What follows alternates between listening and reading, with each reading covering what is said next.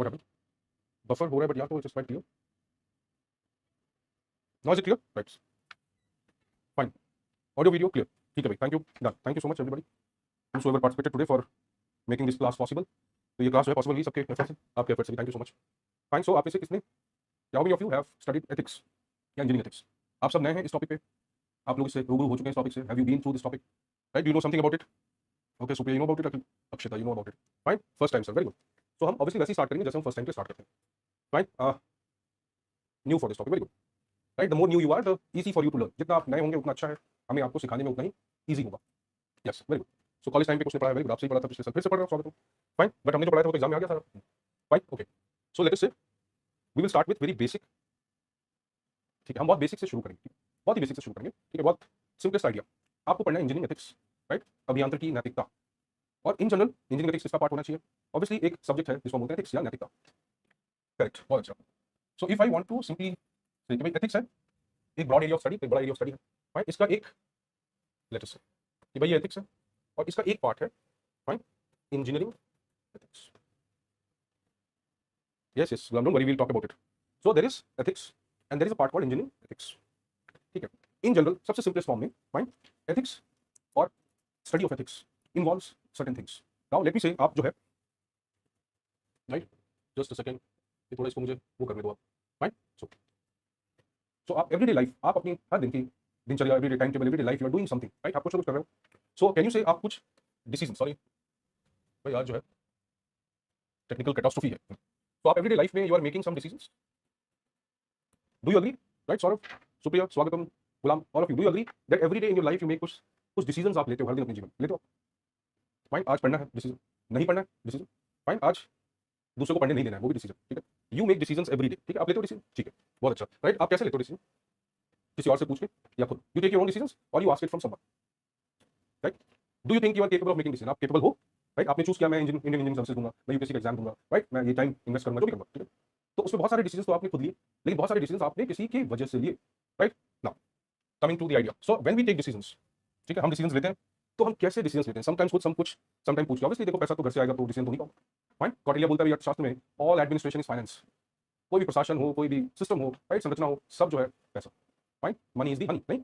So obviously you cannot, if you say I am making my decision, fine, you might think you are making your decision but you are not making the decision alone. There are people, there are circumstances, right, which are making decisions for you. आप exam देने गए, paper leak तो हो गया, so paper leak हो गया, right? आपने बहुत अच्छी पढ़ाई की, फिर से री एग्जाम हुआ, चलो, और आपकी तबीयत खराब हो गई, you are prepared very well, right? You could have done very well, you did very well, but now the next time the paper has been, okay, जो पेपर जो है री एग्जाम हुआ उसमें आपकी तबीयत खराब हुई, अब क्या करें? फाइन, ऐसा होगा नहीं, आप तैयारी करो, नहीं होगा, ठीक है? लेट अस से, आपने डिसीजन लिया, when you make decision, fine, जब भी आप डिसीजन लेते हो तो आपके सामने हमेशा चॉइस होते हैं, राइट? आपको चुनाव करना होता है, right? Understand what I am saying? पूरी एथिक्स की जो फिलॉसफी है, पूरी जो अंडरस्टैंडिंग है वो इस पे बेस्ड है, सबसे बेसिक चीज पे। तो जब आप डिसीजंस लेते हो तो आप कहीं ना कहीं क्या करते हो? एक चॉइस, एक चुनाव है आपके पास, यू मेक चॉइस, फाइन। किस चीज का choice? Choice of what? Late us से आप डिसीजंस लेते हो, आपके पास है भाई एक नंबर, राइट? मैं नौकरी कर लूं, पैसे भी आएंगे थोड़े बहुत, चलो भाई, लोन भी जो हमारा है, एजुकेशन लोन जो भी लोन है वो सब निकल जाएगा बाहर, ठीक है भाई, उसको हम पूरा कर लेते हैं, फिर हम तैयारी बात करेंगे, ठीक है? दूसरा है कि अगर मैंने बहुत नौकरी की, टाइम वेस्ट किया, राइट, शायद मेरा फिर से एग्जाम देने का मन ना करे, क्यों? नौकरी करने के बाद पैसा आ जाता है, पैसे के बाद फिर कंफर्ट आ जाता है, कंफर्ट के बाद फिर शादी हो जाती है, शादी के बाद फिर डिजास्टर मैनेजमेंट करना पड़ता है, नहीं? मतलब you don't take it that way, fine, चलो, फिर यू हैव अ डिसीजन, तो आपको डिसीजन लेना, ठीक है? Now so you make choices, let us say I choose this, somebody chooses this, right? आपने ये चॉइस किया, इस चॉइस का बेसिस क्या है? इस चॉइस का बेसिस क्या है? कि आपको अपने गोल तक जाना है, आपका कोई गोल है, ठीक है? आपने गोल डिसाइड किया, फिर आपने बोला कि भाई मुझे डिसीजन लेना है इस गोल तक पहुंचने के लिए, इस गोल तक मैं कैसे पहुंच सकता हूं? ये मेरा चॉइस है, मेरा डिसीजन है, मैं यहां तक पहुंचना चाहता हूं, इसके लिए मुझे लगता है ये मेरा बेस्ट डिसीजन है। बेस्ट, वो बेस्ट है नहीं, तुम्हारा बेस्ट है, फाइन, तुम्हारा बेस्ट है, आप उसको समझो, this is the core concept. So ये आपका बेस्ट है, आपने सोचा इसका, आपके सिचुएशन में बेस्ट डिसीजन ये है, ठीक है? आपने ले लिया, बहुत अच्छा, ठीक है? उस गोल तक जाने के लिए शायद, फाइन, इसी गोल तक जाने के लिए शायद ये भी एक डिसीजन होगा, ठीक है? किसी ने ये डिसीजन लिया, या आपके पास ये चॉइसेस थे, आपने ये चूज किया, यहां पहुंचे, ठीक है? आपने जो भी उसके लिए तरीका अपनाया, तो आपने क्या किया? एक मींस, फाइन, मींस, ये जो आपकी चॉइस थी, जो भी आपने किया, फिर आप उस गोल तक पहुंचे वो करके, तो ये जो आपने किया वो क्या है? मींस, माध्यम, जहां तक आपको पहुंचना था वो एंड क्या है? Objective, fine. अब ये सिंपल डिसीजन मेकिंग क्या है? Decision making is making a choice between the available alternatives, जो भी आपके पास ऑल्टरनेटिव्स हैं, जो भी उपाय बचे हुए हैं, जो भी उपाय आपको लगता है बेस्ट है, राइट? या मींस जो है, माध्यम जो बेस्ट है मेरे गोल तक पहुंचने में, उनमें से चुनाव करना, किस बेसिस पे? इस बेसिस पे कि भाई मेरा ये चॉइस मुझे अपने गोल तक ले जाएगा, दैट इज योर लॉजिक, ठीक है? तो आपने ये चूज किया, राइट? किसी ने ये चूज किया, राइट? वो भी पहुंचा, उसकी अपनी कहानी होगी, राइट? आपकी अपनी कहानी, ठीक है? ये जो चॉइस है, राइट, हम सब ये चॉइस किस बेसिस पे बनाते हैं? हमें गोल अचीव करना है, फाइन, हमें उपाय या माध्यम ढूंढना है, उस गोल तक पहुंचना है, और हम ये चाहते हैं कि ये गोल, राइट, मेरे जो बेनिफिट है, मैंने जो सोचा है उसको वो मैक्सिमाइज करे, सबसे बेहतर, एफिशिएंट, बेस्ट तरीके से वो अचीव हो सके। यानी सबका कंसिडरेशन क्या होता है? मेरा बेनिफिट, ठीक है, अब इमेजिन करो पूरी दुनिया ऐसे ही सोचती है, ऐसे ही सोचती है, हर कोई ऐसे ही सोचता है, मेरा बेनिफिट, मैं कैसे इस गद्दी से ना उतरूं, फाइन, मैं कैसे पढ़ाता रहूं, बच्चा कैसे पढ़ता रहे, राइट, और जो भी है मतलब, राइट, अब मैं हर चीज बोल नहीं सकता, सो लेट्स से, तो मैं ये करता रहूं, राइट, मैं ये करता रहूं, वो ये करे, राइट, हर कोई सोचता है कि मैं कहीं ना कहीं अपना बेनिफिट मैक्सिमाइज करूं, फाइन, ठीक है, logic. So every decision that we make is based on choice that we make from the available choices, जो भी अवेलेबल चॉइसेस हमारे पास उससे चॉइस करते हैं, चूज करते हैं, ये चूज करना ही होता है डिसीजन मेकिंग या निर्णयन, निर्णय लेना, चूज करना, इसको बोलते हैं डिसीजन मेकिंग। अब ये डिसीजंस हम जनरली लेते हैं अपने बेनिफिट को या अपने लाभ या हानि को, right, cost benefit analysis, profit loss analysis करके हमें डिसीजंस लेते हैं, राइट। आपको ये बोले कि ठीक है भाई, तुमने ये decisions profit loss cost benefit अपने फायदे और नुकसान को देख के लिया, लेकिन राइट, तुम्हारे डिसीजंस का जो इंपैक्ट है वो सिर्फ तुम तक नहीं है, वो औरों तक भी जाता है। मैं नौकरी कर रहा हूँ, मैं पब्लिक सर्वेंट हूँ, मैं एक इंजीनियर हूँ, राइट, मैं एक रोड बनाता हूँ, उस रोड में मुझे ब्राइब मिलता है और मुझे फायदा होता है बिहार के, उसको देखा इंजीनियर था, आई थिंक यही था, एसडीओ था या एक्सीएन था, फाइन, 10 करोड़ रुपए जला रहा था बेचारा, राइट, जला क्यों रहा था, राइट, प्रशांत किशोर किसी को दे देता वो लोग, उसको एटलीस्ट कम से कम वोट तो मिल जाते।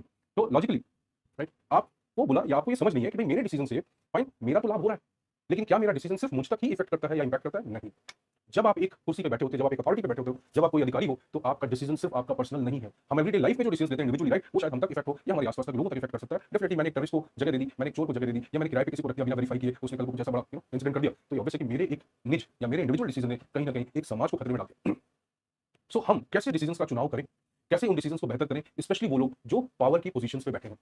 एक इंजीनियर एक ऑर्गेनाइजेशन में एक पोजीशन ऑफ पावर पे है, एक हायरार्की पे है, राइट, एक पोस्ट को ऑक्यूपाई करता है, उस पोस्ट के बहुत सारे दायित्व हैं, लीगल, टेक्निकल, राइट, मॉरल भी है। क्यों मॉरल है? क्योंकि उसकी जो पोस्ट है, अगर वो गवर्नमेंट ऑर्गेनाइजेशन में है या पब्लिक ऑर्गेनाइजेशन में है या सरकारी संस्थान में है, तो वो कहीं ना कहीं उसकी कोई भी डिसीजन जो है वो कहीं ना कहीं बहुत बड़े आबादी को, बहुत बड़े एरिया को इंपैक्ट करने वाली, इनफैक्ट पूरे देश को इंपैक्ट कर सकती है, राइट। जैसे मैंने बोला, आप कॉन्ट्रैक्टर को गलत आपने चुना या कॉन्ट्रैक्टर से ब्राइब लिया और आपने वर्ली सीलिंग बना दिया, राइट, हावड़ा ब्रिज रिपेयर होकर चल रहा है अच्छे से, बट अभी जितने भी चीजें हम बना रहे हैं, फाइन, वो हर चौथे दिन कुछ ना कुछ प्रॉब्लम आ रही है, फाइन, गड्ढे में इतना पानी क्या हूँ, नहा के बाद वापस आ सकते हैं, ठीक है, save water, right, eco roads we have today, हो सकते हैं ग्रीन रोड्स हमारे पास नहीं, वाटर सेविंग, यस, पटना में, वेरी गुड, सौरभ आपको पता है, ठीक है। सो ये फैक्ट है, राइट, रोड्स ऐसी लग रही है कि भाई वाटरशेड मैनेजमेंट प्रोग्राम चल रहा हो, नहीं, तो लॉजिकल है कि ये डिसीजंस भी किसी ने लिए होंगे। तो एथिक्स क्या है, राइट, नैतिकता या नैतिकता की पढ़ाई या study of ethics, ethics as a subject, as an area of study क्या है? इट इज ओनली और it is about how can we make better decisions, the basis of decisions क्या होंगे और इन डिसीजंस के सही गलत परिणामों को हम कैसे समझेंगे। ये डिसीजन संस्थाएं ले सकती हैं, institutions can take, you are all comfortable with Hindi English both, right, और somebody want only English, somebody want Hindi, so I'll speak both, right, but terminologies मैं कुछ बोलूंगा हिंदी में जो मैं मुझे आती है, फाइन, बाकी मैं आपको इंग्लिश में बताऊंगा, लिखूंगा इंग्लिश में, fine. So you tell me, are you comfortable with Hindi English और इंग्लिश मिक्स कर दें? अब तो इंग्लिश का जमाना है, सो लेट अस सी, राइट, ठीक है, बहुत अच्छा, we can use both, right, it's okay, I translate, अब गूगल ट्रांसलेट कर सकता है, हम भी कर सकते हैं, ठीक है। सो लॉजिकली, राइट, व्हेन, जब हम बोलते हैं कि हम डिसीजंस लेते हैं और इन डिसीजंस का बेसिस क्या होता है, तो जो नैतिकता है या जो स्टडी है, सब्जेक्ट है of ethics, it deals with this, वो क्या करता है, वो इन चीजों को पढ़ता है, वो कुछ पैमाने बनाता है, प्रिंसिपल्स बनाता है, फाइन, कुछ बेसिक यू कैन से कॉन्सेप्ट्स या नॉलेज डेवलप करता है, कुछ ज्ञान बनाता है कि भाई हाँ ठीक है, हम जो भी कर रहे हैं या हम किसी सिचुएशन में फंसे हैं, तो हम क्या ऐसा कर सकते हैं कि हमारे जो डिसीजंस हो वो नैतिक रूप से सही हो, वो लीगल बेसिस पे सही हो, कानूनी तौर पे भी सही हो, सामाजिक तौर पे भी सही हो, राइट, राजनीतिक तौर पे भी सही हो, और कहीं ना कहीं मॉरल, राइट, नैतिक तौर पे भी सही हो। सो एथिक्स वो सब्जेक्ट है जो साइंटिफिकली, राइट, ये साइंटिफिकली पढ़ता है, ऐसा नहीं कि सिर्फ अपने मन से कुछ भी बोल दिया, नहीं। So ethics is an area of study, it is a discipline, it is an organised subject, systematic subject, इसलिए हम उसको डिसिप्लिन बोलते हैं। ये सिस्टमैटिक सब्जेक्ट है जो scientific basis, empirical basis, right, proper जो रिसर्च है, स्टडी है, उसके बेसिस पे वो एक नॉलेज डेवलप करता है, जिसकी वजह से हम ह्यूमंस या ऑर्गेनाइजेशन, संस्थाएं, हम जो भी डिसीजन लेते हैं या हम किसी भी सिचुएशन में जब फंसते हैं, तो हमें ये पता चल सकता है कि हाँ कौन सा डिसीजन शायद बेहतर होगा। That is the study of ethics. So ethics जो है हमारे डे टू डे लाइफ में यूज होता है, एथिक्स हमारी गवर्नमेंट्स में यूज होता है, एथिक्स हमारी ऑर्गेनाइजेशन में यूज होता है, इंडस्ट्रीज में यूज होता है, फैमिली में यूज होता है, धर्म में यूज होता है, हर जगह यूज होता है। लेकिन अब इंपॉर्टेंट चीज ये है कि अगर एक इंडस्ट्री या ऑर्गेनाइजेशन को रन करना है, उन्हीं मूल्यों पे एक समाज, एक फैमिली नहीं चल सकती। तो ये फैक्ट है कि जो शब्द है, राइट, जैसे हमने बोला एथिक्स, मोरालिटी, दोनों टेक्निकली नैतिकता ही है, फाइन, बट उनका सेंस थोड़ा अलग है, दोनों में कोई बहुत डिफरेंस नहीं है, ठीक है, आपने पढ़ा होगा डिफरेंस, बट डिफरेंस उस सेंस में डिफरेंस नहीं है, क्यों? क्योंकि दोनों का ही, वो दोनों के स्रोत अलग अलग हैं, सोर्स अलग अलग है, राइट। तो मॉरल या मोरालिटी आता है लैटिन टर्म मोरालिस से, एथिक्स आता है ग्रीक टर्म एथिकोस से या एथिका से, फाइन। सो दोनों के सोर्स अलग अलग हो सकते हैं, राइट। जैसे हम बोलते हैं भाई हम अगर अपनी लैंग्वेज में हमें बोलना हट, तो थोड़ा अलग सेंस हो जाएगा, राइट, ब्रिटिशर्स को बोलना हट कि भाई ओके मूव ऑन, राइट, और leave this place, so they might be in a different tone, fine, ultimately end result same है।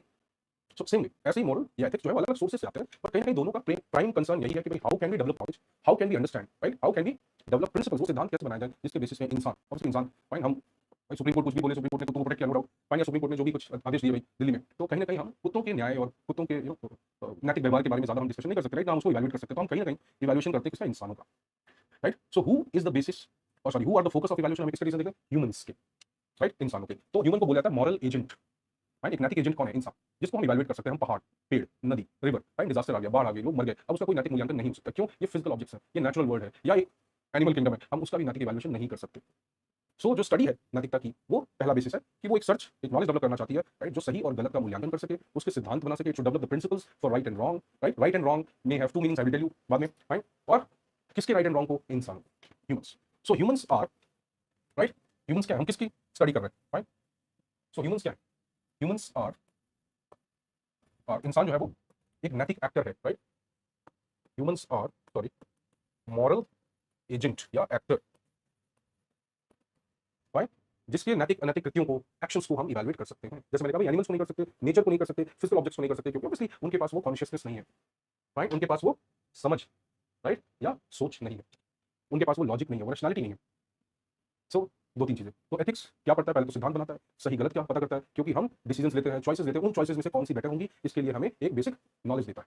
ये नॉलेज कैसे डेवलप होती है, साइंटिफिकली डेवलप होती है, राइट। ये नॉलेज हमारे पूर्वानुमान या बायसनेस या हमारी सोच या हमारी सब्जेक्टिविटी, हमारे डिस्क्रिप्शन, राइट, अपने मन से ये नॉलेज नहीं बनती है, ये नॉलेज साइंटिफिकली डेवलप की जाती है, जैसे और भी सब्जेक्ट्स पढ़ते हैं, ठीक है। इसलिए एथिक्स को बोला जाता है कि एथिक्स एक साइंस है, एक वैज्ञानिक विषय है, लेकिन ये फैक्ट है कि भाई एथिक्स क्योंकि इंसानों को पढ़ता है, इंसान मॉरल एजेंट है, जिनके एक्शंस को, कृत्यों को वो इवैल्यूएट करता है, मूल्यांकन करता है, तो ये ऑब्वियस है कि भाई इंसान को हम पूरी तरह नहीं समझ सकते, फाइन। तो आप तो जानते हैं कि इस देश में इस समय कितने महान लोग हैं, फाइन। सो किसी के भी बिहेवियर को या डिसीजन को या स्टेटमेंट्स को क्या पूरी तरह समझ सकते हो, नहीं समझ सकते, फाइन। तो पूरा जो हमारा प्रशासनिक जो सिस्टम है वो सब मिस्ट्री पे चल रहा है, फाइन। तो ये फैक्ट है कि भाई हम इंसान की फितरत को पूरी तरह साइंटिफिकली नहीं समझ सकते, राइट, उसके मनोविज्ञान को पूरी तरह नहीं पढ़ सकते हैं, बिल्कुल we study scientifically, we study behaviour, हम उसके व्यवहार को, राइट, मनोविज्ञान को, हम उसकी साइकोलॉजी को, उसकी एटीट्यूड को पढ़ते हैं साइंटिफिकली, बट पूरी तरह नहीं पढ़ सकते। क्यों? क्योंकि इंसान या तो सिर्फ ऑटोनॉमस, राइट, वो सेल्फ काम कर रहा होगा ऑटोमेटिकली, राइट, हम उसको पढ़ते और बोलते हैं कि हाँ भाई हमें पता है कि चलो इसके कल पुर्जे ऐसे काम कर रहे हैं, इसके पार्ट्स ऐसे काम कर रहे हैं, इसका रिलेशनशिप ऐसा, इस समय ये ऐसा करेगा बिहेव, राइट, इसकी वाली मशीन नहीं चल रही, इसकी दिल की मशीन खराब है, राइट, तो ये बेचारा अकाउंटेंट बनेगा, नहीं, या बिजनेसमैन बन जाएगा। सो ऐसा तो नहीं हो सकता, राइट। तो कहीं ना कहीं इंसान का एक मनोविज्ञान है, हम उसको साइंटिफिकली पढ़ते हैं, हम समझते हैं, लेकिन इंसान का जो भी एक्शन है वो कहाँ से लिंक है, उसके एनवायरमेंट, उसके वातावरण से, पारिस्थितिकी, सिचुएशन, इकोलॉजी, एनवायरमेंट, वो शेप करता है। हम गरीबी में रहेंगे, हमारी सोच कहीं ना कहीं, राइट, सर्वाइवल की होगी।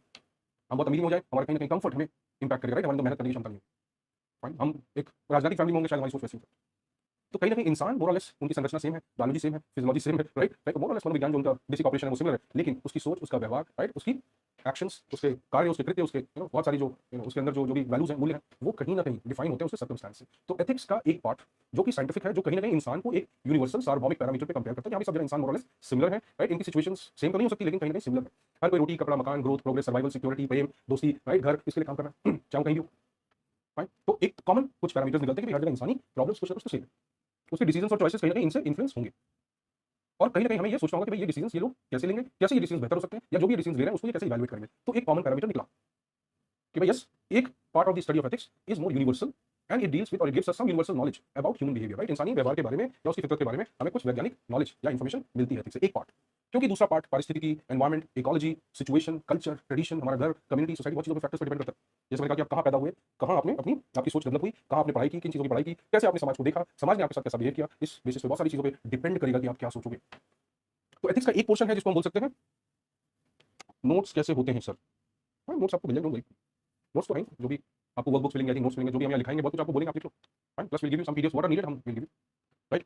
सो one part of the ethics या स्टडी ऑफ एथिक्स जो है वो क्लियरली साइंटिफिक है, वैज्ञानिक है, यूनिवर्सल है उसमें कुछ चीजें, और एक पार्ट ऑफ द एथिक्स जिसको बोलते हैं कि प्योरली साइंटिफिक नहीं है, क्योंकि ये सिचुएशन बेस्ड है, राइट, ये इंसानी फितरत पे भी आधारित है, फितरत को हम साइंटिफिकली कैलकुलेट नहीं कर सकते। तो हम बोल सकते हैं कि study of ethics one part, fine, अभी हम डिफाइन करेंगे सब कुछ। तो वन पार्ट जो है उसका साइंस है, this is what we are trying to study, science, और दूसरा पार्ट जो है उसका आर्ट है, आर्ट खत्म होता है ह्यूमैनिटीज, फाइन। तो एक जो है ऑब्जेक्टिव पार्ट है नॉलेज का, जो बहुत वस्तुनिष्ठ क्लियर कट लिखा हुआ है, फाइन, और एक कहीं ना कहीं आर्ट है, आर्ट जो है वो सब्जेक्टिव है, वो इंसानी फितरत पे डिपेंडेंट है। तो जैसे मैंने कहा कि भाई इंसान, या एक जनरल मैंने क्राइटेरिया बनाया, सिद्धांत बनाया कि लोगों को ईमानदार होना चाहिए। लोग ईमानदार कब होते हैं, जब ये कंडीशंस होती है, ठीक है, हमने कंडीशंस बना दी, उसके बाद भी हो सकता है कि बहुत सारे लोग ईमानदार ना हो। तो वो क्यों ना हुए, क्योंकि साइंस तो गलत प्रूव हो गया, क्योंकि हमने जो भी स्टडी की, स्टोरी जैसा लग रहा है, डेफिनेटली स्टोरी है, फाइन, पूरी लाइफ की स्टोरी है, तो क्या प्रॉब्लम है, राइट, एथिक्स तो ऐसी स्टोरी है, एंड द स्टोरीज मेक, और good stories will make good movies, right, और अच्छी स्टोरी समझते हो तो आपकी पिक्चर अच्छी होगी, डोंट वरी, फाइन। तो एक पार्ट जो है वो क्या है, आर्ट है।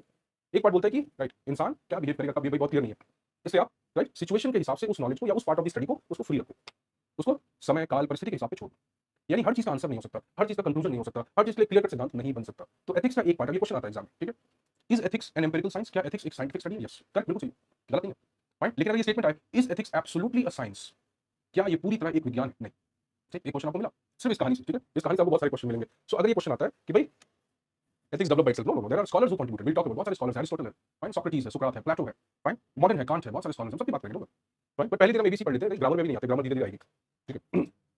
सो राइट, लॉजिकली अगर एक क्वेश्चन आता है कि क्या एथिक्स या नैतिकता की या विषय जो है नैतिकता, क्या ये एक वैज्ञानिक विषय है? बिल्कुल सही है, राइट। बट क्या ये पूरी तरह वैज्ञानिक है? नहीं। क्यों? क्योंकि ये सामाजिक भी है, पारिस्थितिक भी है, राइट। इसमें बहुत सारी संभावनाएं हैं, हर जगह कंक्लूजन नहीं है, साइंटिफिक नॉलेज नहीं है। So you get one question, right. Fine. Ethical evaluation किसका होता है? इंसानों का, पेड़ों का, जानवरों का, फाइन, नेचर का, फाइन। हो सकता है क्या भाई? नहीं। किसका मॉरल या नैतिक मूल्यांकन किसका होता है? इंसानों का। क्यों? वो मॉरल एजेंट हैं, मॉरल एक्टर हैं, उन्हीं के एक्शंस को हम इवैल्यूएट करते हैं। ये दूसरा क्वेश्चन, फाइन। तीसरा एस्पेक्ट, एथिक्स बेसिकली है क्या? सही और गलत का चुनाव करना। सही और गलत किस चीज से रिलेटेड है? इंसान के निर्णय से, डिसीजन मेकिंग से। तो इंसान हो, ऑर्गेनाइजेशन हो, कोई सिस्टम हो, जो भी डिसीजन लेता है, जो भी हम चॉइसेस करते हैं, उन चॉइसेस को कैसे हम, राइट, मॉरली, नैतिक लेवल पे मूल्यांकन करें। ये एथिक्स की पूरी विषय वस्तु है, the content of the study of ethics. Fine. Now अब क्वेश्चन आता है, इतनी पहले कहानी समझ में आ गई थोड़ी बहुत। दो तीन क्वेश्चन भी आपको आगे आप जाके क्वेश्चन पीवाई क्यू देखो, फाइन। इस कहानी से आपको दो तीन क्वेश्चन मिल जाएंगे, ठीक है।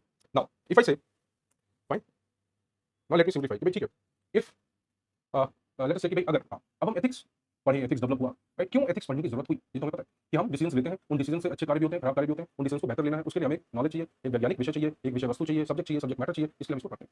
अब सबसे सिंपलेस्ट क्वेश्चन आता है कि एथिक्स और मोरालिटी, ये टर्म क्यों यूज होते हैं? दोनों अलग अलग शब्द क्यों यूज करते हैं? अभी मैंने आपको बताया, दोनों का सोर्स या स्रोत जो है ज्ञान का वो अलग अलग, दोनों अलग अलग लैंग्वेजेस से आते हैं, फाइन। इसलिए कहीं ना कहीं, राइट, हम बोल सकते हैं कि भाई वो शब्द जो है वो अपनी लैंग्वेज, अपने कल्चर को डिपिक्ट करते हैं। तो मोरालिटी वर्ड आता है वर्ड मोरालिस से, मोरालिस वर्ड आता है मोस से। मोस मतलब क्या होता है? Tradition, right.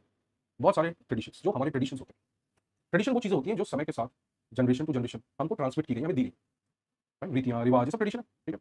ये क्या हुई हमको लॉजिकली दिया गया, राइट, ये हमें दिया गया, हमने इसको क्वेश्चन किया नहीं किया? डू यू क्वेश्चन इट और you don't question? Let me just erase this part, है ना।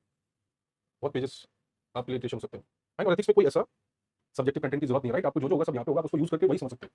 It's quite easy for that, fine. Because next day when we revise I write the points, क्या फाइन। सो अगर मैं कहता हूँ कि हमें मोरालिटी, ये भी नैतिकता है, राइट, एंड एथिक्स, ये भी नैतिकता है। मोरालिटी वर्ड आता है मोरालिस से, मोरालिस, ठीक है, इसको हिंदी अनुवाद नहीं है, नैतिकता ही है। वो जो आता है मोर्स से, मोर्स होते हैं ट्रेडिशन, संस्कृतियां, रीति रिवाज। तो कहीं भी आपको अगर वर्ड है मोर्स, उसका मतलब क्या है? ट्रेडिशन हो। सुप्रिया नोट्स प्रॉपर चाहिए, मतलब किस टाइप के नोट्स चाहिए ये बता देना मुझे, फाइन। आप अपने कोऑर्डिनेटर से, क्लास से भी आप कांटेक्ट करो, they will give, don't worry, fine. तो अगर आप डिक्टेशन चाहिए, ये सब्जेक्ट डिक्टेशन वाला नहीं है, राइट, बट आप whatever you need in what form tell, fine. So mores क्या है? Tradition, right. ट्रेडिशन क्या है? ये रीति रिवाज है। ये कैसे आप तक आए, आपको कैसे पता चला ट्रेडिशन के बारे में, राइट। ये आपने over the time, generation to generation, one generation to another generation, आपने क्या किया?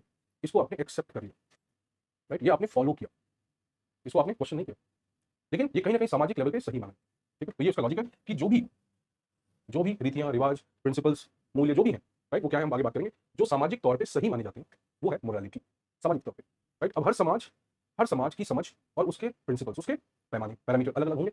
आपको लगता है पश्चिमी सभ्यता और हमारी सभ्यता में कोई फर्क है या नहीं है? सुप्रिया ये बताओ तुम, Supriya, you learn, fine, don't worry, you do very well, fine. आप लर्न करो, यू बिकम स्मार्ट। डिफरेंट है, क्या डिफरेंट है अभिषेक, राइट, क्या डिफरेंट है? पश्चिमी सभ्यता और हमारी सभ्यता, फर्क है, क्या फर्क है? तो वो जो करते हैं हम करना चाहते हैं, लेकिन हम उसको गलत पहले बोलने के बाद नहीं,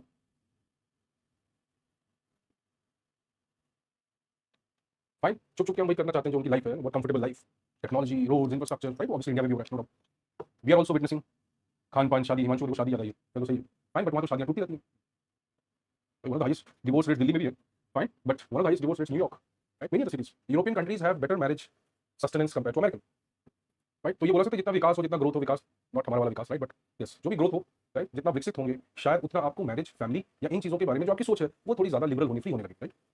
उतना शायद आप इन मूल्यों से या इन संस्थानों से शायद दूर भागने लगे, ऐसा हो सकता है, ठीक है। चलो we will talk about it, बहुत इंपॉर्टेंट फैक्टर है, right. Portugal highest, correct, fine. But Portugal की, राइट, बट पोर्चुगल का अगेन कल्चर और बैकग्राउंड देखना पड़ेगा, उसका यूरोपियन क्या, उसका बेसिकली उसका रोल रहा है उस पूरे, उसके आसपास के रीजन्स में, फाइन, कैसे उसका कल्चरल डेवलपमेंट हुआ, बहुत सारे फैक्टर्स, राइट, करेक्ट, बिल्कुल। बट हाईएस्ट रेट का मतलब वॉल्यूम भी हो सकता है और फ्रीक्वेंसी भी हो सकती है, राइट। तो चलो छोड़, let's not get into maths, fine, we all are engineers, तो हमें पता है, ठीक है।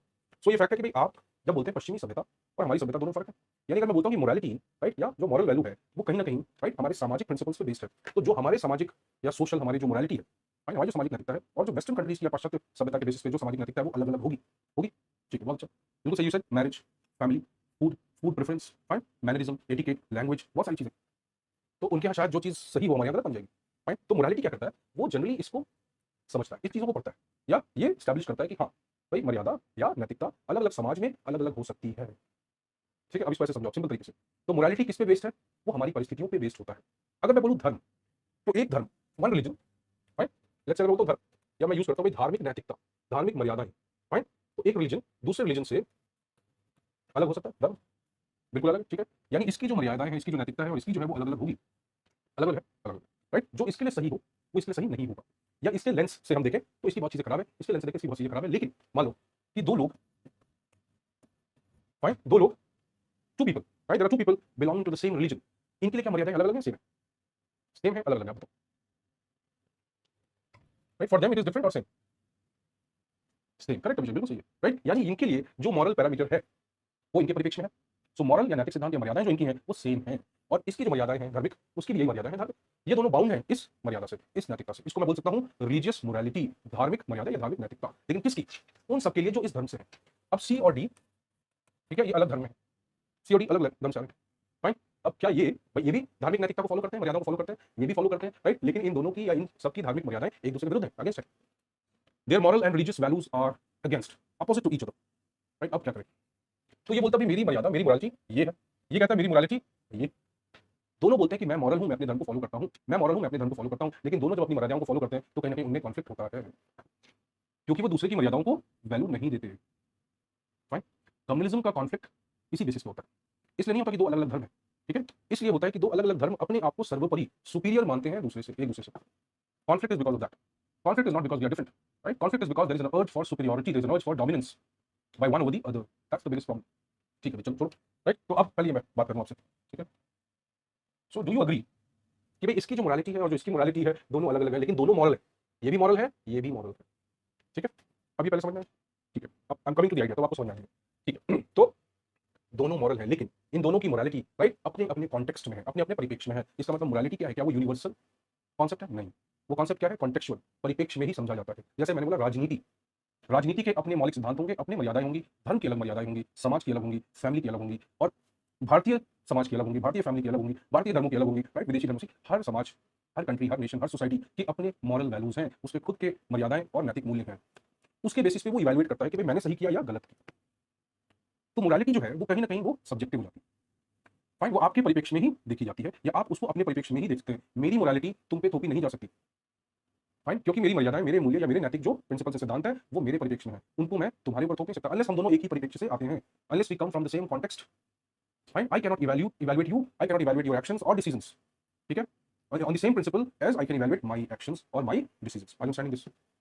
पहले आपको ये समझ में आएगा, क्योंकि हम लिख भी सकते हैं, क्वेश्चन भी कर लेंगे, सब करेंगे, लेकिन पहले समझना बहुत जरूरी है। फाइन, यूपीएससी का कोई भी एग्जाम होता है, आपको पता है कि उसमें कहीं ना कहीं फाइन कॉन्सेप्ट या सोच का बहुत बड़ा हाथ होता है, राइट। अभी इस साल जो आपके आईएएस का पेपर है, इसमें सारे क्वेश्चन थे, you go to the YouTube, you see the lecture, fine. So I am not trying to boast, मैं सिंपली कह रहा हूं क्योंकि, राइट, हम सिर्फ एक कंटेंट या सिर्फ एक फैक्ट या इंफॉर्मेशन को नहीं समझ सकते, हम उसके पीछे की सोच को भी समझना जरूरी। तो जब हमारे पास एक ब्रॉड, एक विस्तृत परिप्रेक्ष्य या पर्सपेक्टिव होगा या एक सोच होगी, तो कहीं ना कहीं हमारी जो अंडरस्टैंडिंग है वो बढ़ जाएगी। तो रटने का कोई चांस ही नहीं, जरूरत नहीं। दो चार नाम है वो तो रटने पड़ेंगे obviously, right, but without beyond that you don't have to mark. So अगर आप एक सब्जेक्ट के 20 क्वेश्चन या एटलीस्ट 19 मार्क्स 18 मार्क्स उसमें ला सकते हो बिना रटे, फाइन, जस्ट ऐसे ही उठ के, तो अच्छी बात है। What is wrong in that, right? Marks 1 mark 2 marks, you know what is the value of that, obviously must be no, right. So I couldn't qualify my IELTS exam 3 marks, right, in the interview. So my interview I got 136, 137 something last interview. So in the final list में there was only 3 marks difference. 3 marks could have been, I could have got anywhere, right? Obviously interview कोई शक्ल खराब नहीं लगी होती तो शायद मेरे नंबर आ जाते, fine, but कहने का सेंस है कि हर नंबर, राइट। तो अगर आप बहुत पढ़े, आप याद करें तो आप 5-6 क्वेश्चन कर पाओगे, थोड़ा समझ लोगे तो 8-9 कर पाओगे, राइट। और ये डिफरेंस कितना होगा? एटलीस्ट 7-8-10 नंबर का, राइट, एटलीस्ट 6 to 7 मार्क्स तो है, फाइन। तो हैव यू अंडरस्टूड? तो मेरा इंपॉर्टेंट कंसर्न है कि आपको समझ में ethics is directly related to interview preparation. Definitely Ayush ये आपको थोड़ा स्मार्ट बना देगा धीरे धीरे, फाइन। तो उस समय हमने नहीं पढ़ा था, पढ़ लिया होता तो शायद उसमें आईएएस में था ही नहीं एथिक्स, राइट। 9 इंजीनियरिंग सर्विसेज में था एथिक्स, था नहीं, शायद पढ़ लिया होता तो हम लोग बेवकूफ बना सकते थे एग्जाम में, fine. The more smarter you become, the more manipulative you can be, नहीं, फाइन। सो ये this your understanding. So morality जो है वो आपके परिप्रेक्ष्य, आपके कॉन्टेक्स्ट में होती है, ठीक है। इसलिए मैं कह सकता हूं कि भाई मेरी जो सामाजिक मर्यादाएं हैं या मेरे जो समाज के नैतिक मूल्य हैं वो तुम्हारे समाज से अलग है, और इसीलिए शायद, राइट, हम दोनों जो है एक दूसरे को पसंद नहीं कर सकते, ठीक है, बहुत अच्छी बात है। लेकिन हम दोनों ही मॉरल हैं अपने अपने हिसाब से, ठीक है। अब ये क्लियर है, चलो बहुत बढ़िया। तो ये दोनों मॉरल है, बिल्कुल, और ये दोनों भी मॉरल है, राइट, लेकिन इनके बीच में जो है कॉन्फ्लिक्ट है, फाइन। अब इससे कुछ चीज आपको समझ में आएंगी धीरे धीरे, अभी आज तो नहीं, फाइन। नाउ दूसरा एस्पेक्ट, लेट्स से, तो समाज, राजनीति, धर्म, सबकी अपनी मर्यादाएं, मोरालिटी या नैतिकता होती है, ठीक है। लेकिन ये फैक्ट है कि नैतिकता की स्टडी या नैतिकता का पर्पस क्या है? स्टिल यही पता करना कि अच्छा क्या है, सही क्या है, किस चीज में, उस कॉन्टेक्स्ट में जिसमें हम उसको पढ़ रहे हैं। तो राजनीतिक मर्यादा या नैतिकता क्या होगी? राजनीति में ये चीजें होनी चाहिए, फाइन। चलो इंडियन पॉलिटिक्स में ये नहीं है, या इंडियन पॉलिटिक्स में ये है, या इंडियन पॉलिटिक्स की मर्यादाएं होनी चाहिए। सो कहीं ना कहीं मोरालिटी क्या करता है? वो हमें ये रास्ता, ये गाइडेंस देता है या ये नॉलेज देता है कि जिस भी परिप्रेक्ष्य में हम चीजों को समझ रहे हो उसमें क्या सही है या क्या सही होना चाहिए, वो हमें एक तरह से गाइडेंस देता है, वो इंस्ट्रक्शन देता है कि ये होना चाहिए, तुम जो ये कर रहे हो धर्म में ये नैतिक नहीं है। धर्म की नैतिकता बोलती है ये होना चाहिए, ठीक। राजनीति की नैतिकता बोलती है ये होना चाहिए, समाज की नैतिकता बोलती है ये होना चाहिए, चलो ठीक है, ठीक है। तो मोरालिटी का जो टोन है जब उसको पढ़ते हैं, जब मॉरल या नैतिक मूल्य पढ़ते हैं हम या मोरालिटी वर्ड यूज करते हैं तो हम क्या मीन करते हैं कि वो हमें कहीं ना कहीं प्रिस्क्रिप्शन देता है। प्रिस्क्रिप्शन जैसे डॉक्टर देता है दवाई ये खा लेना ये खा लेना ये खा लेना, इंस्ट्रक्शन। तो मोरालिटी में क्या करता है भाई, एक प्रिस्क्रिप्शन देता है फाइन कि क्या सही है क्या गलत है, इससे रिलेटेड एक पर्टिकुलर कॉन्टेक्स्ट में इस परिप्रेक्ष्य में क्या सही है क्या गलत है, एक तरह से प्रिस्क्रिप्शन देता है। तो मोरालिटी का जो टोन होता है, जो भी जब भी हम मोरालिटी को पढ़ते हैं, मर्यादा का वर्ड यूज करते हैं, तो हम जनरली इंडिकेट करना चाहते हैं, राइट, हम संकेत करना चाहते हैं या हमको कहना चाहते हैं कि कहीं ना कहीं ये हमें बताता है कि इस पर्टिकुलर पैमाने में या इस पर्टिकुलर परिप्रेक्ष्य में क्या चीज आइडियल है, क्या चीज बेस्ट है, क्या चीज डिजायरेबल है। तो एक अच्छा इंसान क्या होना चाहिए, तो हम बोले भाई ह्यूमन मोरालिटी, राइट, या morality in terms of understanding the human beings, fine, क्या होनी चाहिए। तो मोरालिटी जो है वो क्या करती है, हर एक परिप्रेक्ष्य की एक what you can say benchmark, हर एक परिप्रेक्ष्य में बेंचमार्क बनाती है, उसकी एक जो एपेक्स, उसका जो बेस्ट पैरामीटर होता है उसको डेवलप करती है कि आइडियल क्या है। जैसे अगर हमने बोला कि एक बढ़िया या एक आइडियल, एक मॉरल पुत्र कैसा होना चाहिए, सन, फाइन, भाई वो राम जी की तरह भी हो सकता है, वो कृष्ण की तरह भी हो सकता है, फाइन, बट लेकिन अगर बोलते हैं हमें एक आइडियल चाहिए, श्रवण कुमार, फाइन, राजा कैसा हो, हरिश्चंद्र, ईमानदार राजा कैसा होना चाहिए, हरिश्चंद्र, आइडियल, यानी वही बेंचमार्क बनाता है, एक परिपाटी सेट करता है कि भाई यही बेस्ट है। मोरालिटी का ये पर्पस है। तो धर्म में मोरालिटी क्या बोलेगा भाई, ये धर्म के सबसे इंपॉर्टेंट, राइट, सबसे आइडियल ये उसूल है, प्रिंसिपल्स हैं, इन्हें फॉलो करना चाहिए।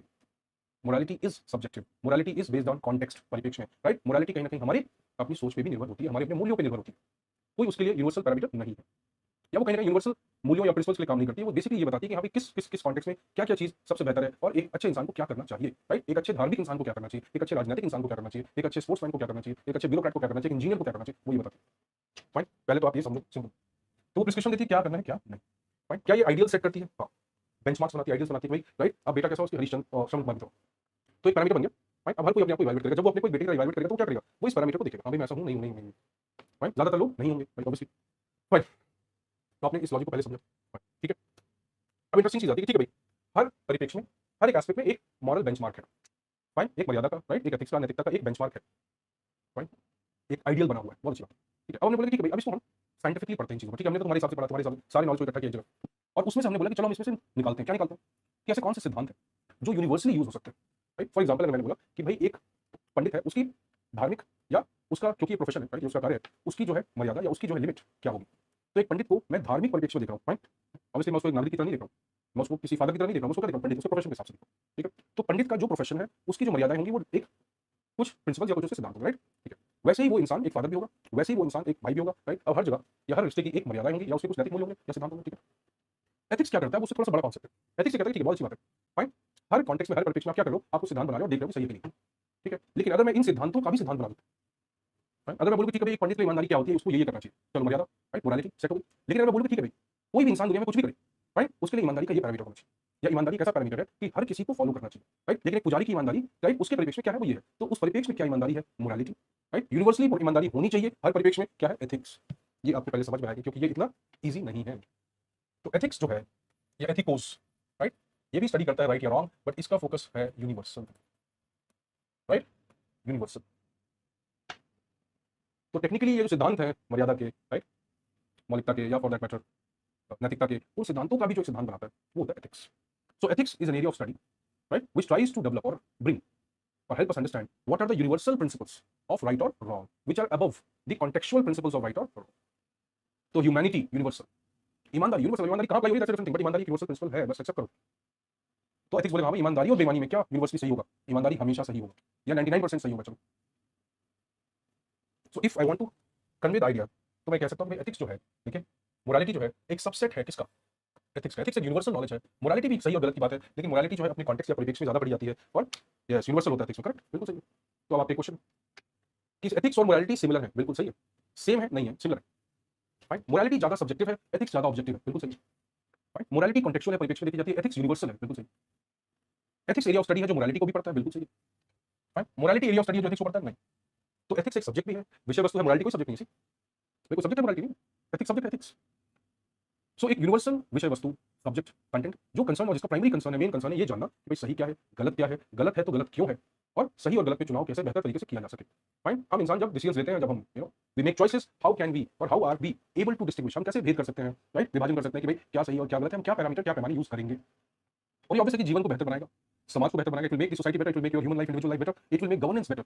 सुशासन, प्रशासन सबको इंप्रूव करेगा। राजनीति सबको, अगर एक राजनीतिज्ञ ये समझ जाए कि मेरे डिसीजन का कॉन्सिक्वेंस क्या होगा, मेरे लिए सही, मेरे लिए नहीं, मतलब राजनीति के लिए या राजनीति जो मेरा प्रोफेशन है उसके लिए सही और गलत क्या है, उसका चुनाव कैसे किया जा सके, वो अच्छी नीतियां बनाएगा, पॉलिसीज बनाएगा।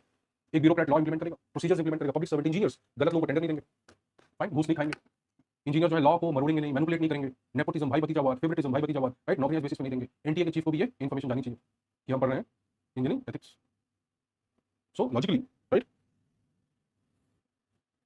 ethics doesn't depend religion, no, see ethics doesn't depend, yes, ethics is more universal गुलाम। तो अगर मैं बोला ईमानदारी होनी चाहिए, तो ईमानदारी धर्म में भी होनी चाहिए, राजनीति में भी होनी चाहिए, क्रिकेट में भी होनी चाहिए, पॉलिटिक्स में भी होनी चाहिए, पब्लिक सर्विस में भी होनी चाहिए, इंजीनियरिंग हर जगह होनी चाहिए। तो ईमानदारी क्या होगी, यूनिवर्सल प्रिंसिपल। लेकिन मैं बोलूं धार्मिक ईमानदारी क्या है, मोरालिटी, राइट, ईमानदारी as a principle, universally ethics. कुछ समझ में आया या मैं सिर्फ बोले ही जा रहा हूँ? समझ में आया आपको? वेरी गुड, राइट, क्योंकि मैं 1 घंटे वेट कर रहा था, सो इसलिए मैं ज्यादा बोल रहा हूँ। फाइन, बहुत बढ़िया। तो you can understand this first as this diagram, ठीक है। तो यूनिवर्सल है, क्या एथिक्स ऑब्जेक्टिव है, यस, और मैं ऑब्जेक्टिव बोलता हूं एब्सोल्यूट नहीं है, right, related, in relation to this. ये ज्यादा कॉन्टेक्चुअल चीजों की बात करता है, ये ज्यादा यूनिवर्सल चीजों की बात करता है, ये ज्यादा ऑब्जेक्टिव है। क्यों? क्योंकि इसके पैमाने, इसके पैरामीटर ज्यादा यूनिवर्सल है। तो क्या हम ये बोल सकते हैं कि एथिक्स ज्यादा एम्पिरिकल है, साइंटिफिक है, ज्यादा वैज्ञानिक है किससे, मोरालिटी से। Fine, empirical, scientific, all of you engineers you can understand this. Fine, ठीक है, ऑब्जेक्टिव है, एम्पिरिकल है, साइंटिफिक है। फाइन, क्या ये लॉजिकल ज्यादा है, रैशनल ज्यादा है, बिल्कुल। क्या ये सब्जेक्ट है, हाँ बिल्कुल सब्जेक्ट है, मोरालिटी कोई सब्जेक्ट नहीं है, एरिया ऑफ स्टडी है, right, interesting area of study, ठीक है। अब ये बात क्लियर होगी कि हम कहीं ना इसको डिस्टिंग्विश कर सकते हैं कि एथिक्स क्या है, मोरालिटी क्या है। लेकिन आपको एक चीज समझनी पड़ेगी कि दोनों का मर्म, conclusion, crux of both is same. दोनों किसकी तलाश कर रहे हैं, सही और गलत की। राइट, तो मोरालिटी इसलिए सबसेट है एथिक्स का, क्योंकि अल्टीमेटली एथिक्स ये ढूंढता है कि सही क्या गलत क्या है, राइट, यूनिवर्सली भी सही क्या गलत क्या है, लेकिन उसके अंदर जो मोरालिटी का पार्ट है वो क्या ढूंढता है, सही गलत क्या, कहां डिफरेंट परिप्रेक्ष्य में, अलग अलग परिप्रेक्ष्य में सही और गलत क्या है। तो अगर बॉटम लाइन देखा जाए, राइट, और अगर उसको एक रिडक्शनिस्ट सबसे लोएस्ट लेवल धरातल को उसको लाया जाए, तो मुझे पिज्जा भी खाना है, फाइन, मोमोज भी खाना है, मतलब तुम्हें नहीं खाना है, right, I am just saying कि खाना है, राइट, सो फूड, फाइन, तो ये भी खाना है, रोटी भी खाना है, चावल भी खाना है, सब्जी भी खाना है ना, दैट खाना इज एथिक्स। बट ये अलग अलग जो खाने हैं और इनके जो अपने स्वाद है, इनके जो अपने फ्लेवर है, वो morality. You understand now? Objective देखो जो फैक्ट, तथ्यों पे बना, तो मैं और सिंपलीफाई कर दूं, ऑब्जेक्टिव, ऑब्जेक्टिव जो है फैक्ट्स पे बना होता है, राइट, तथ्य, राइट, बहुत साल हो गए मुझे हिंदी लिखे हुए, बट फिर भी मैं लिख रहा हूं आपकी, fine, even though I got very good marks in CBSE, but ठीक है। तथ्य, तथ्य क्या है, ऑब्जेक्टिव। तो जो चीज तथ्यों पे आधारित हो वो ऑब्जेक्टिव हो जाती है, जो चीज हमारी सोच पे आधारित हो, ज्यादा हमारे ओपिनियन पे हो, वो सब्जेक्टिव हो जाती है। तो generally objective must type we use the word for that, fine. Himanshu, is it understandable कि ऑब्जेक्टिव क्या है? तो अगर मैं बोलूं ये बोर्ड है, फाइन, ये इसका डायमेंशन है, ये इसकी लेंथ एंड ब्रेड्थ है, राइट, ये इसका स्क्रीन है, ये कलर है, तो आप इसको एक्सेप्ट करोगे कि सही है, क्यों, तथ्यों पे है। अब मैं बोलूं ये बोर्ड नहीं है, राइट, ये आपके लिए ज्ञान की पाठशाला है, ये ज्ञान का स्रोत है। अब ये तो थोड़ी फिलोसफिकल बात होगी कि सैद्धांतिक, उसमें ज्यादा चीज आ गई, राइट, उसमें मार्मिक चीजें ज्यादा आ गई, उसमें मेरा ओपिनियन ज्यादा आ गया, वो सब्जेक्टिव हो गया। लेकिन बोर्ड है, तथ्यात्मक, समझ लो, फैक्ट, ऑब्जेक्टिव। तो जो एथिक्स बताता है वो थोड़ा ऑब्जेक्टिव है, यूनिवर्सल एप्लीकेशन है उसका। जो मोरालिटी करती है वो उसी कॉन्टेक्स्ट, उसी परिप्रेक्ष्य में अप्लाई हो सकता है, ठीक है। बट लाइक मैंने कहा कि इसको एकदम ऐसे मत समझो वाटर टाइट कंपार्टमेंट, राइट, इसको एकदम अलग अलग आप मत समझो, क्योंकि कहीं ना कहीं दोनों की विषय वस्तु या उसके कंटेंट की सोच तो एक ही है। दोनों कहीं ना कहीं अलग अलग स्रोतों से आ रहे हैं, लैंग्वेज से आ रहे हैं, कल्चर से आ रहे हैं, लेकिन दोनों का एम्बिशन, दोनों का पर्पस, दोनों का, जैसे हमने बोला, उनकी जो फीलिंग्स और जो कॉमन जो सोच है वो एक ही है। तो मोरालिटी भी अच्छी और सही और गलत की पहचान करना चाहता है, एथिक्स भी सही और गलत की पहचान करना चाहता है, दोनों की डिग्री थोड़ी अलग है बस। बिल्कुल, ऑलरेडी रूल्स होते हैं, ऑब्जेक्टिव होता है, करेक्ट, फाइन। जो चीज यूनिवर्सल हो सकती है, जिस चीज में हमारी खुद के अपने ओपिनियन, हमारा व्यू, हमारा जजमेंट ना आए, फाइन, तो हम उसको ऑब्जेक्टिव बोल देते हैं। लेकिन जहां भी हमारी अपनी सोच, राइट, अपना धर्म, संस्कृति, अपने मूल्य उसमें आ जाए, हम उसको सब्जेक्टिव बोल देते हैं। तो नॉलेज का, हर नॉलेज का एक पार्ट ऑब्जेक्टिव होता है, एक सब्जेक्टिव होता है, राइट। तुमने बोला ये पिज्जा है, बार बार मैं पिज्जा यूज कर रहा हूं, that does not mean I want to eat it, right, I am just simply saying. So ये रोटी है, ठीक है, ऑब्जेक्टिव, रोटी है, रोटी है बोलेंगे, रोटी है, बिल्कुल सही, फाइन। लेकिन अगर हम बोले कि नहीं ये माँ की बनाई हुई रोटी, तो ये जो फीलिंग वाली चीज आ गई उसके अंदर वो क्या है, सब्जेक्टिव। रोटी रोटी है, ऑब्जेक्टिव, फाइन। तो ये फैक्ट है कि आप जब भी पत्नी के साथ हो तो ये मत बोलो कि ये माँ के हाथ का खाना बेस्ट होता है, ये मत बोलो कभी, फाइन। और बोलना भी तो बोलो कि तुम्हारी माँ के खाना हाथ का खाना बेस्ट होता है, क्यों? क्योंकि ये ऑब्जेक्टिव स्टेटमेंट नहीं है, बट आपको बोलना है उसको ऑब्जेक्टिव की तरह, ठीक है, सो दैट आपकी नैतिकता, आपकी मर्यादा बच जाए। तो ये लॉजिकल है कि जब भी आप कहीं भी किसी से कुछ कहते हैं तो उसमें एक आपकी सोच होती है, सोच पे आधारित चीज होती है, और एक तथ्यों पे आधारित होती है, फाइन, एज लाइक करेक्ट, बिल्कुल। मोरालिटी की बाउंड्री स्मॉल होती है और एथिक्स की बट बिल्कुल सही, लॉजिकल, फाइन। लेकिन दोनों का कहीं ना कहीं सोच समान है, दोनों को कहीं ना कहीं पर्पस सेम है, ठीक है भाई। Let's come to now, let's take one more part, ठीक है। आज मैं बेसिक कॉन्सेप्ट ही बताऊंगा, फिर मैं आपको कल से टेक्निकली समझाऊंगा, या लिखवाना होगा तो लिखवाऊंगा, डोंट वरी, फाइन। तो एथिक्स और मोरालिटी, पर दोनों में कुछ कॉमन चीज है, राइट। अब हम उसको थोड़ा और सिंप्लीफाई करते हैं, अब हम थोड़ा और माइक्रो लेवल पे आते हैं। सो जो एथिक्स की पढ़ाई है या एथिक्स जो सब्जेक्ट है वो स्टडी करता है जो हमने अभी सारी बातें की, राइट। मोरालिटी जो है एथिक्स में वही है जो कहीं ना कहीं, वो भी कहीं ना कहीं ये चाहता है कि भाई ये चीजें सही और गलत पता चले, लेकिन परफेक्शन। सो दोनों का कंसर्न प्राइमरली सेम है, ठीक है। अब हम आते हैं कि भाई एथिक्स को जब हम पढ़ते हैं, उसका जब कंटेंट हम डेवलप करते हैं, तो कहाँ कहाँ हम इसको अप्लाई करते हैं, या हम इसको अप्लाई ही क्यों करते हैं। तो एक बहुत प्राइमरी पर्पस है एथिक्स को पढ़ने का कि हमें ये लगता है, हम ये सोचते हैं, राइट, या हम ये जानते हैं कि इंसान जो भी करता है, जैसा भी मैंने कहा, उसका एक इंपैक्ट होता है, वो इंपैक्ट सही गलत हो सकता है, उसके लिए भी, समाज के लिए भी। वैसे ही जब लोग ऑर्गेनाइजेशन में काम करते हैं, फाइन, जैसे मैंने बोला भाई आप एक ऑर्गेनाइजेशन में काम करते हो, तो आप आईईएस बनना चाहते हो, you want to be an IES, आप एक ऑर्गेनाइजेशन में काम करना चाहते हो, किस ऑर्गेनाइजेशन में काम, don't tell me the department, right. अब आप बोलो मैं गवर्नमेंट में काम करना चाहता हूँ, ऑब्वियसली सेंट्रल गवर्नमेंट, राइट। तो आप सेंट्रल गवर्नमेंट में काम करना चाहते हैं। कल लेक्चर है क्या? हाँ बिल्कुल है, कल तो लेक्चर, अगर मतलब फाइन वहाँ टेक्निकल प्रॉब्लम सॉल्व तो डेफिनेटली लेक्चर। सो आईएएस बनना चाहते हो, ठीक है, आप गवर्नमेंट में काम करना चाहते हो, central government for example, right. अब सेंट्रल गवर्नमेंट एक ऑर्गेनाइजेशन संस्था है, फाइन, एक गवर्नमेंट सिस्टम है, उसमें आप काम करना चाहते हो, ठीक है। नाउ टेल मी सुप्रिया और Gulam Abhishek, anyone to anyone just tell me, right, why do you want to work here? आप एज एन इंजीनियर, ठीक है, अब गवर्नमेंट काम करना चाहते हो, किसी और ऑर्गेनाइजेशन में भी कर सकते हो, प्राइवेट सेक्टर, ठीक है, आप प्राइवेट सेक्टर में काम कर सकते हो, ठीक, और वहां भी आपको बेनिफिट मिल सकता है। प्राइवेट सेक्टर में भी आपको मनी होगा, पावर होगा, नो डाउट, और आप बहुत सारे डिसीजन अपने ऑर्गेनाइजेशन में ले सकते हो। Why do you want to work in the government? Fine, tell me the real reason, not the reason which you will tell the UPSC interview board, right, but the reason which is actual reason. इसके पीछे क्या सोच है आपकी? Reputation, money, power, सब correct, बिल्कुल सही है। So Himanshu wants to build the nation, but Himanshu, by the time you will become, हमारे सब नेता लोग इतने बड़े हैं, वो सब बना चुके होंगे, fine, you'll get through 26 27, ठीक है, you'll go for training, you'll be in probation, then by 2030 around you will be actively in duty, fine, तब तक तो fine, विकास बड़ा हो गया होगा, you correct। चलो फिर nation building to make an impact, बिल्कुल सही है। वेस्ट वर्किंग एरिया, वो अच्छा, you want to work in certain areas, money, power, correct, life comfort, बिल्कुल सही, nothing wrong in accepting why you are doing something, fine, वो आपकी morality है, आपकी नैतिकता है, ठीक है। समाज शायद जो भी सोचता है वो अलग बात है, तो फैक्ट है कि भाई आप अगर सही सोच को एक्सेप्ट कर लोगे, किसी को बताने की जरूरत नहीं, आप एक्सेप्ट करो, don't tell anyone, you accept it, and the moment you accept it, you see your energy doubles, because that is something you want। so if that is something you want, your drive, आपका motivation अपने आप बढ़ जाए, तो आप खुद के लिए सही एक्सेप्ट करो, राइट, ऑटोमेटिकली लिव, ठीक है। You want to work here, you want to work here, fine, ठीक है। अब जब गवर्नमेंट में हम काम करते हैं, हम ये अज्यूम करते हैं गवर्नमेंट जब हम काम करते हैं तो हमारे पास है पावर, हमारे पास है अथॉरिटी, ठीक है, पावर है, ऑब्वियसली ये पावर एक कानून के तहत आपको मिलती है, एक पोजीशन को ऑक्यूपाई करने पे मिलती है, जो छोटी पोजीशन पे छोटी पावर है, बड़ी पोजीशन पे बड़ी पावर है, लेकिन पावर पोजीशन के साथ ही आती है, राइट, या पोजीशन होगी तभी पावर होगी, तो पोजीशन और पावर होगी तो अथॉरिटी बन जाएगी कि भाई हाँ इनके पास अथॉरिटी है। अथॉरिटी किस चीज की है? सेम, अभी फिर हम वापस उसी बारे में, डिसीजंस लेने की, पैसा खर्च करने की, जनता का कल्याण करने की, वेलफेयर करने की, रोड बनाने की, तो जब आप इस गवर्नमेंट सिस्टम में काम करते हो तो आप पब्लिक सर्विस, जन सेवा, पब्लिक सर्विसेज, जन सेवाएं, पब्लिक वेलफेयर एंड कंफर्ट, जन सुविधाएं, आप इनके लिए काम करते हो। जब आप प्राइवेट सेक्टर में काम करते हो तो आप किसी क्लाइंट के लिए काम करते हो, किसी कंज्यूमर के लिए काम करते हो, फाइन, किसी जो पैसा आपको दे रहा है उसके लिए काम करते हो, या आप किसी न किसी एक ओनर, प्राइवेट ओनर के लिए काम करते हो। So it feels good, correct? That's why I said you should have the right reason for yourself. Don't make reasons because what others will say, leave them. Fine, you're not working hard for them, you're working hard for yourself. Fine, तो आप इस second sentence very important part. So आपके पास आप जन कल्याण के लिए काम कर रहे हैं, जन सेवा कर रहे हैं, पब्लिक सर्विस कर रहे हैं, जन सेवक हैं आप, फाइन, आप जन सेवाओं को डिलीवर कर रहे हैं, दैट मींस आप एक बहुत बड़े पैमाने पे बहुत सारे लोगों को या बहुत सारे लोगों की लाइफ या जीवन से रिलेटेड चीजों पे आपके डिसीजन का बहुत बड़ा रोल है। So we use a term कि भाई when you are making decisions in the government, when you have the authority to make decisions in the government, और एथिक्स की पढ़ाई इसलिए बहुत इंपॉर्टेंट है। तो हम ये जानना चाहते हैं कि जो लोग वहां पे बैठे हैं या जिनको हमने चयन किया, जिसका चुनाव किया, वो उस लायक है या नहीं। तो एथिक्स पढ़ने का एक बहुत बड़ा रीजन, एथिक्स की विषय वस्तु या कंटेंट को डेवलप करने के पीछे एक बहुत बड़ा रीजन है कि क्या जो लोग पावर में थे, क्या जो लोग पावर में हैं, क्या जो लोग पावर में आएंगे, क्या वो उस लायक है कि वो इस पावर का इस्तेमाल जन कल्याण या ग्रेटर बेनिफिट फॉर सोसाइटी कर सके। कौटिल्य ने अर्थशास्त्र कब लिखा? कौटिल्य एक ऐसी बुक है जो मैक्स वेबर से लेके मैकियावेली, राइट, एक से बड़े यूरोपियन विचारक, यूरोपियन फिलोसोफर्स, यूरोपियन स्कॉलर्स जो है, right, they have used the reference of Kautilya when did he right अर्थशास्त्र। सो अर्थशास्त्र में, फाइन, अर्थशास्त्र में क्या लिखा है? यू हैव एनी आइडिया अर्थशास्त्र में क्या लिखा, कब लिखा है? सुप्रिया, वेरी गुड, बताओ भाई। 323, राइट, ईसा, समवेयर 323 to 326, और उसमें क्या लिखा है कि it is impossible, very interesting line है, करप्शन में पढ़ेंगे हम इसको, fine, it is impossible not to taste the honey that is at the tip of your tongue। क्या ये? जब वो केपेबल हो गए तब लिखे, वेरी गुड, सही सुनिए, जब केपेबल हो गए, लेकिन कब केपेबल हुए ये बड़ा क्वेश्चन मार्क है, नहीं? So it is impossible not to taste the honey that is at the tip of your tongue, right, आपकी जीभ पर जो शहद की बूंद है, राइट, ये बहुत मुश्किल है कि आप उसका स्वाद ना जान पाए या ना चख पाए।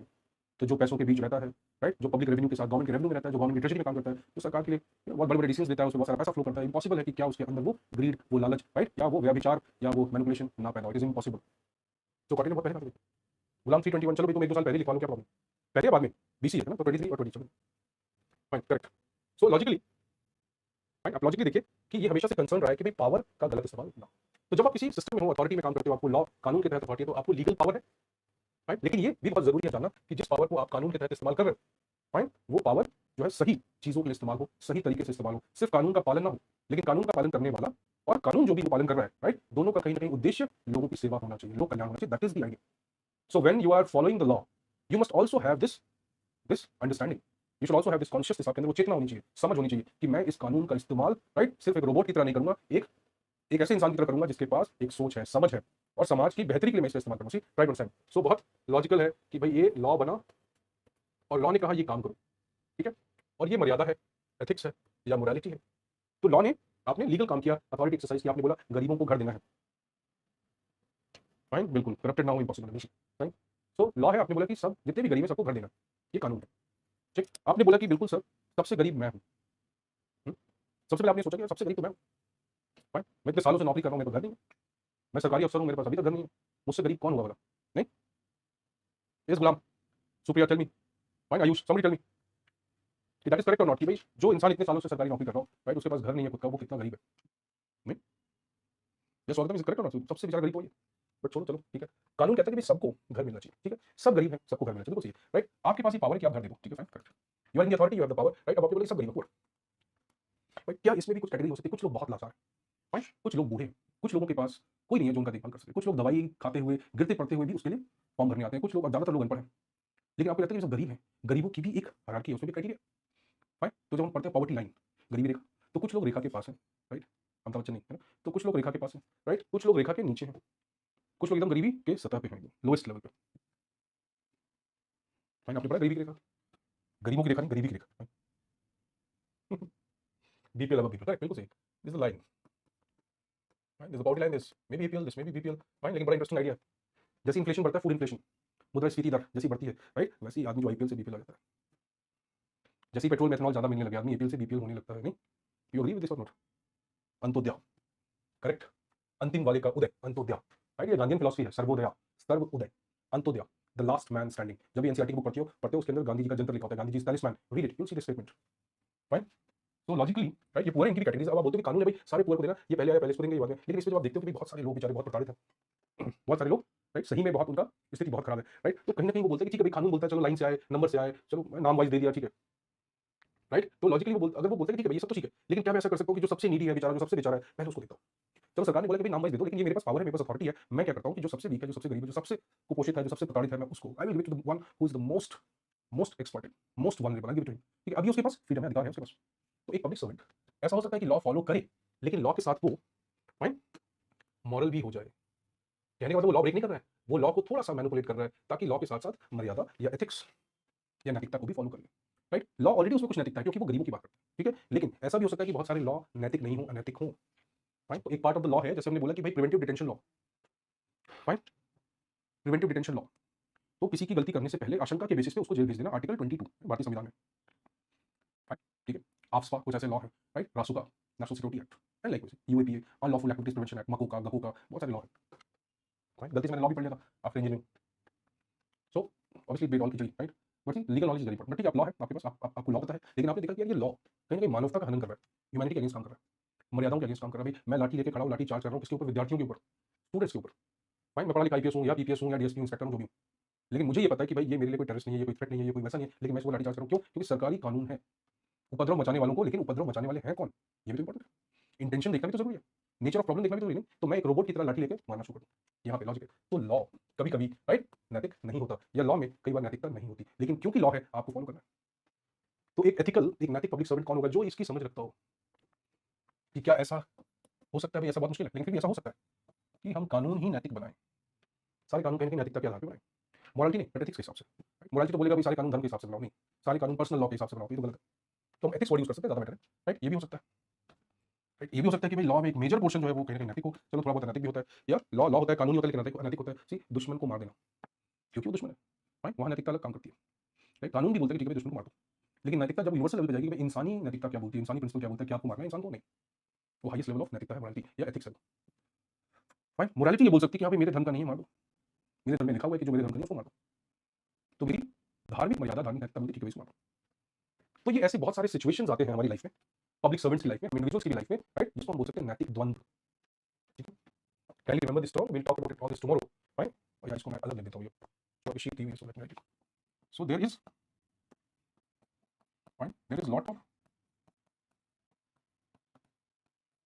राइट, इसको आप बोल सकते हैं एथिकल या मॉरल डायलेमा,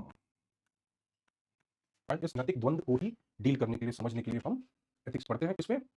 गवर्नमेंट में, या जो भी लोग पावर में है, एथिक्स की पढ़ाई का एक बहुत बड़ा फोकस यही है कि कैसे हम नैतिक द्वंद्व से बचें, जहां भी कानून और मर्यादा में, नैतिकता में, फाइन। एथिक्स और मोरालिटी में, एथिक्स बोलता है मानवीय मूल्यों को वैल्यू दो, फाइन। धर्म बोलता है भाई धार्मिक मूल्यों को वैल्यू दो। तो ये भी फैक्ट है कि लॉ, राइट, और एथिक्स और मोरालिटी में कॉन्फ्लिक्ट है। ये भी हो सकता है कि एथिक्स और मोरालिटी खुद में कॉन्फ्लिक्ट है, फाइन। तो लॉ में एथिक्स और लॉ और एथिक्स में कॉन्फ्लिक्ट हो सकता है, फाइन। एथिक्स और मोरालिटी में खुद में कॉन्फ्लिक्ट हो सकता है, फाइन। और कभी-कभी ऐसा भी होता है कि ठीक है, राइट, कॉन्फ्लिक्ट ना भी हो तो लेकिन हमारे पास चॉइसेस इतनी मुश्किल होती है कि हम कर नहीं सकते, कुआं और खाई वाली चॉइसेस होती हैं, राइट। या दोनों चॉइसेस अच्छी होती हैं लेकिन कौन सा बेहतर होगा ये हम समझ नहीं पाते। That is why the domain of ethics should be studied. जब हम इस एथिक्स को अप्लाई करते हैं राजनीति पे, प्रशासन पे, गवर्नमेंट में, राइट, इंजीनियरिंग में, तो हम उसको अलग-अलग नाम दे देते हैं। जैसे हमने बोला, अगर हम इंडस्ट्रीज में इंजीनियरिंग प्रोफेशन के ऊपर, डॉक्टरी प्रोफेशन पे अगर इसको अप्लाई करेंगे, किसी भी अच्छे प्रोफेशन को अगर हम इवैल्यूएट करेंगे इस नॉलेज से, या इस नॉलेज के बेसिस पे हम हर प्रोफेशन की अपनी मर्यादाएं या उसके प्रिंसिपल्स को इवैल्यूएट करके डेवलप करेंगे उस नॉलेज को, तो हम बोल सकते हैं प्रोफेशनल एथिक्स, व्यावसायिक नैतिकता। और जब ये प्रोफेशनल या व्यावसायिक नैतिकता का फ्रेम ऑफ रेफरेंस या स्टडी इंजीनियरिंग होता है, इंडस्ट्रीज होता है, तो हम उसको बोल सकते हैं अभियांत्रिकी नैतिकता या engineering ethics. That is the domain of your study. कि एक इंजीनियरिंग इंडस्ट्रियल कॉर्पोरेट या गवर्नमेंट ऑर्गेनाइजेशन में एक इंजीनियर, एक व्यवसाय जो इंजीनियरिंग है, एक प्रोफेशनल जो इंजीनियर है, व्यवसाय जिसको बोला सकता है, राइट, एक स्किल्ड, एक वेल डेवलप्ड लॉजिकल इंसान जो है, या जो लोग इस प्रोफेशन में जुड़े हुए हैं, उनके पास किस किस प्रकार की प्रॉब्लम्स या समस्याओं की संभावनाएं आती हैं, और वो इन संभावनाओं से या समस्याओं से कैसे जूझते हैं या कैसे बेहतर जूझ सकते हैं, कैसे वो कानून और मर्यादा और नैतिकता दोनों को साथ लेकर चल सकते हैं। That is the focus of the study of engineering ethics. Have you understood this? Because today's time is done for today I think. Have you understood this? Right, ये समझ में आया? आया कि नहीं आया पहले बताओ। फाइन, हम सब इंजीनियर्स, हम इनोवेट कर सकते हैं तुरंत, fine. That is the capability we have as engineers. तो हम तुरंत, फाइन, आपके हिसाब से फॉर्मूला बना लेंगे अगर आपको नहीं आता तो। But if you understood, you are preparing for IAS, you should put develop some है, अपनी मानसिक क्षमताओं को थोड़ा सा विकसित करना जरूरी है, तभी आप भारत जैसे देश में कंपटीशन को बीट कर सकते हैं, fine. So see you then tomorrow. Thank you so much, fine, for listening to me, and we will take up now technically the study tomorrow. And जहां जहां जरूरत होगी मैं लिखवा दूंगा, ठीक है। मैं इंग्लिश में लिखवाऊंगा, आप अगर बहुत अच्छे होंगे तो मैं हिंदी में बोल भी दूंगा, आप उसको कन्वर्ट कर लेना। तो अगर आपको नोट्स भी चाहिए, रनिंग नोट्स होंगे, ठीक है, जो वही काम आएंगे और किसी चीज की जरूरत नहीं होगी, fine. That's a guarantee I am giving you. Obviously मैं गवर्नमेंट टाइम गारंटी तो नहीं दे सकता, लेकिन मैं ये गारंटी दे सकता हूँ एक पढ़े लिखे इंसान की, कि आपका पेपर उसी के अराउंड कहीं ना कहीं आएगा, ये पक्का है, ठीक है। और ये मैं सिर्फ इसलिए नहीं कह रहा हूँ क्योंकि मैं कह रहा हूँ, बट क्योंकि पेपर आ चुका है और आपके पास हमारी क्लासेस भी अवेलेबल, यूट्यूब पे जाकर देखो, पता चल जाएगा कि बेसिकली सिर्फ टॉपिक या क्वेश्चन की बात नहीं होती, राइट। सबसे इंपॉर्टेंट है कि तरीका क्या है। हर कोई ये बोल सकता है, मैं भी बोल सकता हूँ कि बेटा ये किताब पढ़ो, सब वहीं से आएगा, आएगा भाई, right. But it's not about topic, it's not about just the name, it is about the way, it is about the basic idea on which question is made, that is very important. कोई बोले देखो मैंने RTI कहा था, RTI, लेकिन RTI में क्या, RTI में कैसे, ये इंपॉर्टेंट है, इसी के लिए हमें समझना जरूरी है, फाइन। ओके, धन्यवाद, thank you so much. Government की गारंटी कोई नहीं, करेक्ट, यू राइट, फाइन। मैं तो खुद ही नहीं दे रहा हूँ, बट मैं अपनी गारंटी गवर्नमेंट नहीं दे सकता, fine. See you then, thank you so much, see you tomorrow.